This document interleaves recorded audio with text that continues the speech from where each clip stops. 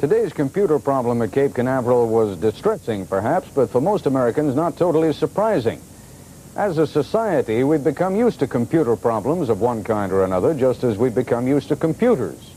We're so used to them, in fact, that few of us stop to think of the extent to which they now play a role in our everyday lives, a role that shows every sign of growing even bigger. We have two reports, the first from Bettina Gregory. You can't do the simplest things today without using a computer. You can't cash a personal check. You can't even make a phone call without linking into the telephone company's computer. And if you go to the supermarket, the chances are good a computer will check out your groceries, mechanically assisted by a human being. In some areas, computers have replaced humankind. In Washington, the subway system is run by computer.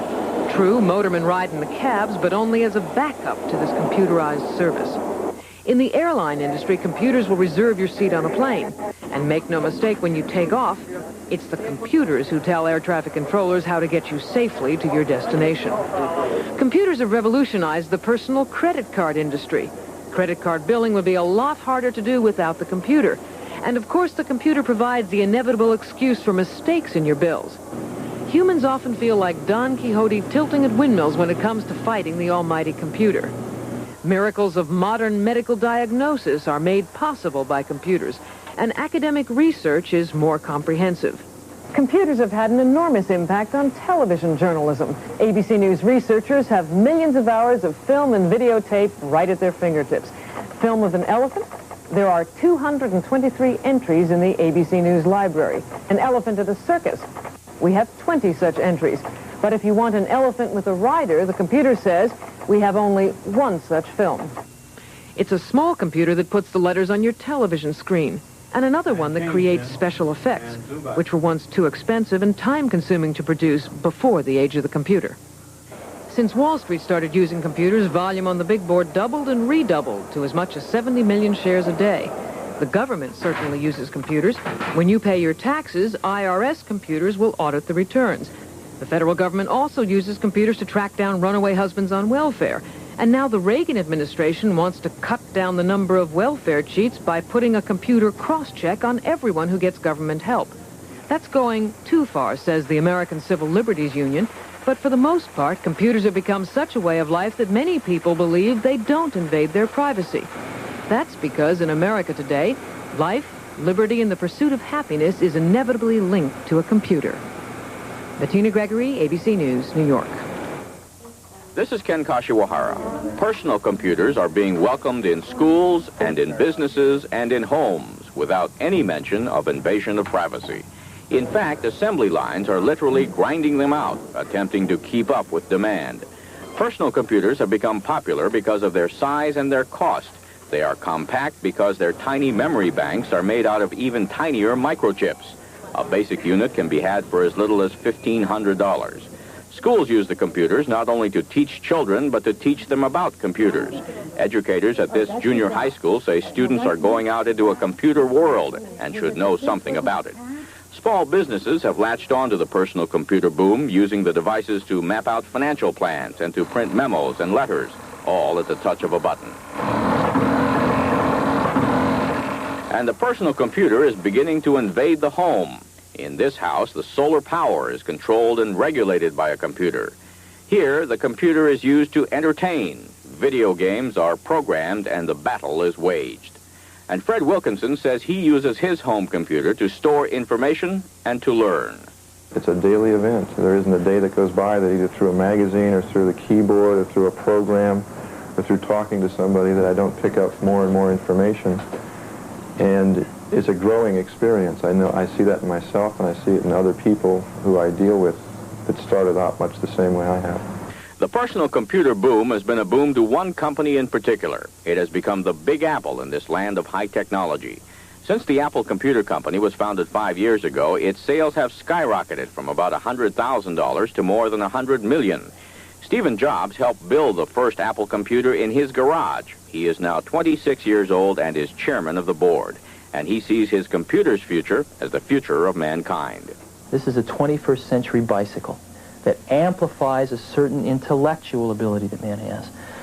And I think that after this process has come to maturity, the effects that it's going to have on society are actually going to far outstrip even those that the petrochemical revolution has had. But these computers are not necessarily simply innocent playthings of the future. Some people feel threatened by them. Some think they tend to dehumanize, and others fear they may eventually take over their jobs. This is ABC News San Francisco. But at least it still hasn't learned how to say, back to you, Ted. Back to you, Ted. I'll have my computer talk to you in a moment. And in a moment, we'll talk live with the chairman of the Apple Computer Company and with a writer who warns of the dangers that computers pose to society. Really an example of sort of the role that computers are now playing in our lives, in the sense that that computer that malfunctioned was really as critical to the success of the shuttle as the thrust of the boosters that were going to lift it up in the air. And in essence, both the boosters and the computer were really performing the same type of function. Both were amplifying an inherent ability that humans have. In other words, no more could even a small collection of people run the shuttle than they could jump up in the air several thousand feet in the atmosphere. All right, there is a sense, though, that many of us have who really don't understand how computers work or what they do for us or to us, that we are becoming controlled by the computers. Any danger of that happening? Well, as you know, the product we manufacture, many people see it for the first time and they don't think it's a computer. It's about 12 pounds. You can throw it out the window if the relationship isn't going so well. And I think if you look at sort of the process of the technological revolution that we're all in, it's a process of taking very centralized things and making them very democratic, if you will, very individualized, making them affordable by individuals for a small collection of tasks, if you will, sort of from the passenger train to the Volkswagen. All right, we heard you talking on tape a moment ago about the bicycle of the 21st century. Right. What were you talking about?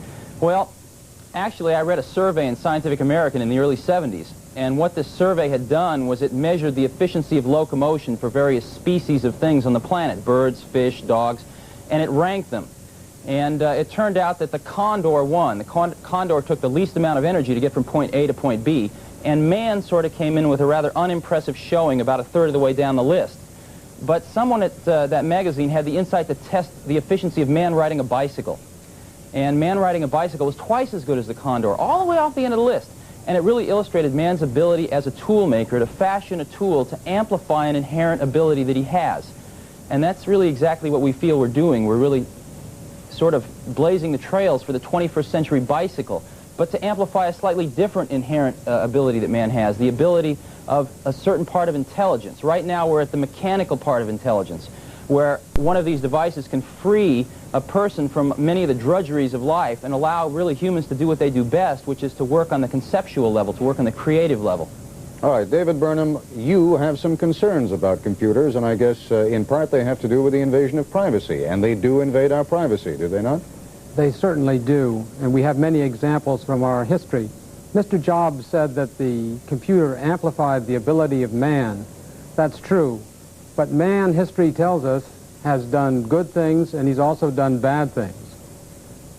The Census Bureau, for example, used computerized punch cards to help locate the Japanese Americans in 1941 when they were so many of them were arrested on the West Coast.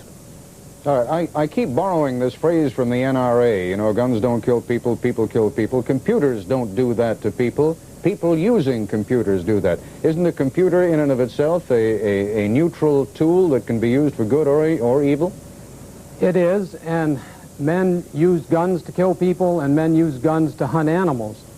The question is our society alert enough to understand the power of the computer and to turn it toward the good things, or are there people and occasions when we will use this tool for a bad purpose?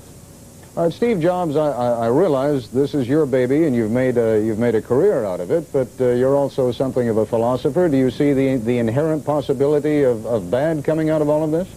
Well, I think one of the things you really have to look at is you have to go watch some kids using these things. As an example, 97% of the high school students that graduate from Minnesota have hands-on experience with these personal computers, learning how to use them. We call this computer literacy.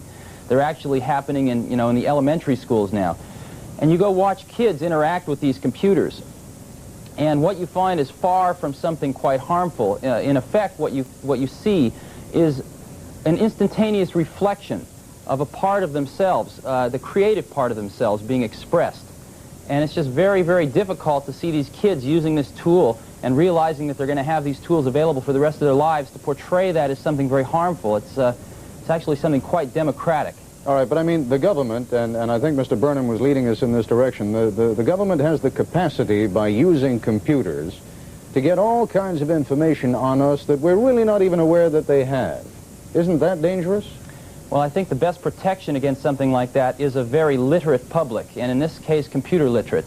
And I think you're actually seeing that happen right now. In the personal computer area, again, computers that people can afford themselves, we've already reached approximately 1 in every 1,000 households in the United States. And I think over the next 5 or 6 years, that figure will be 1 in 10. Ultimately, it will be 1 in 1. And I think the feeling of computer literacy among the populace is the thing that, for me at least, gives me the most comfort that that centralized intelligence will have the least effect on our lives without us knowing it. Mr. Burnham, are you comforted by that thought, that somehow we will all have the capacity to defend ourselves against computers by owning and being able to control computers? Well, I wonder whether the individual citizen alone is any match, say, for the United States Army when a few years ago it began surveillance programs of hundreds of thousands of people who were lawfully voicing their opposition to the war in Vietnam. I wonder whether the individual citizen can control the Army, or whether the individual citizen can control the Census Bureau if it decides to break the rules and make information available which the citizen has given to it. All right, but on balance, are you for them or against them? I think there's a tremendous danger that the public is not aware of enough at this moment. I think if we are aware that perhaps we can use them for the good things that Mr. Jobs sees in them. All right, computer literacy, you're both in favor of that, and I thank you both very much for being with us.